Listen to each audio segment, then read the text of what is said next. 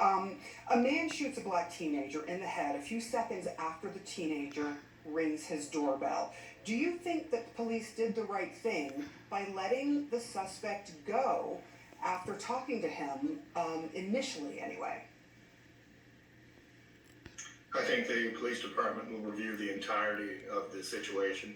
In Missouri, you can have a 24-hour hold.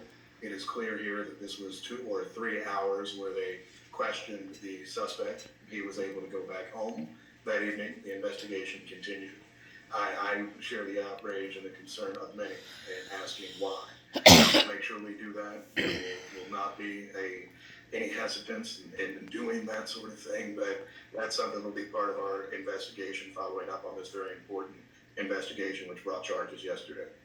Mayor, I think this begs the question that a lot of people are asking as to whether or not the outrage that you just spoke of from the family, from some members, particularly of the black community, and the publicity that followed may have had influence here on the decision to arrest this man after they let him go. Do you think that's what happened? I think there are 2 ways to see that. The first of which is, I think the collective outrage, starting with people here in the Kansas City community, Ralph's family, and others, did help lead to more attention on this incredibly tragic issue. I think secondary to that, though, is that these are solid charges. This was strong investigative work, and that this is a case that I believe should be one that ends in a conviction when this goes to trial. I think we do need to look at the fact, though, not just this case, but many others, where we have these incidents involved with black teens in too many situations.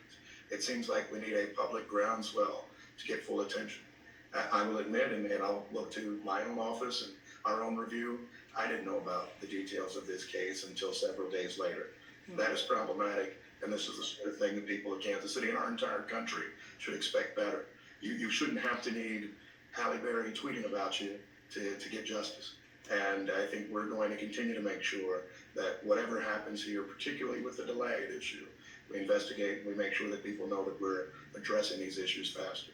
I do want to quickly ask you, you said that you did not hear about this until a few days afterwards. How did you hear about it? Did you hear it from a Halle Berry tweet or from somebody from the community that came to you, or did you get the information from officials, from police or the DA's office? My initial information came from the public as well. Often people will start kind of calling about these sorts of things. I don't, and I'll say this with respect to our police, they don't tell me about every shooting because there are too many. And I think that what was missed here was perhaps the magnitude of the situation. I did talk to the chief on Sunday morning. We had a press conference after, but there's a lot we need to discuss here how to do better. This 16-year-old was an incredible student, a musician. The family incredibly lucky that he is alive and able to speak after what he went through. I do want to lastly ask you, because you brought up the racial disparity potentially here. Do you think that this was a scenario that if it had been reversed, if it had been a black man who had shot a white teenager, that the same treatment would have happened? Because a lot of people in your community who I've been able to get on the phone have been really concerned that there is a racial bias here in how police acted in this case. Do you agree with that? I won't assign racial bias to the police without further discussion and investigation. And I think that we did have officers, white officers for what it's worth, who did a lot of hard work to get this case filed to the prosecutor, having charges filed shortly thereafter. That being said, to pretend that race is not a part of this whole situation would be to have your head in the sand.